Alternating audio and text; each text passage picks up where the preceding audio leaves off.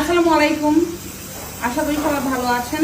তো আমাদের এই ভয়াবহ দুর্যোগ যে বন্যা হচ্ছে, তো এই বন্যার্থদের জন্য আমার সামর্থ্য অনুযায়ী ত্রাণের ব্যবস্থা করা হয়েছে। এটা আমার বাসায় প্যাকেট করা হচ্ছে, দেখতে পাচ্ছেন, এবং কিছু প্যাকেট করা হচ্ছে অফিসে। যেহেতু এখান থেকে অনেক গাড়ির সংকট, তো ওইখান থেকে যদি আমরা দিয়ে দেই তাহলে আমাদের গাড়ির সংকটটা পড়া লাগে না।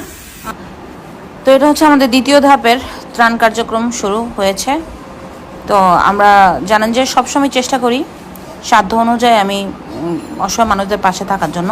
তো উত্তরবঙ্গে কিন্তু প্রচুর বন্যা হচ্ছে, রংপুর উত্তরবঙ্গের দিকে।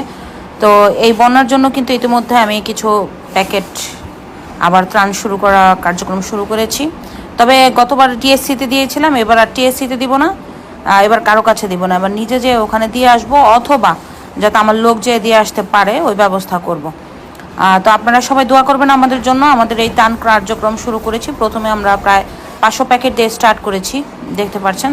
তবে আমার ধারাবাহিকতা সবসময় অব্যাহত থাকে।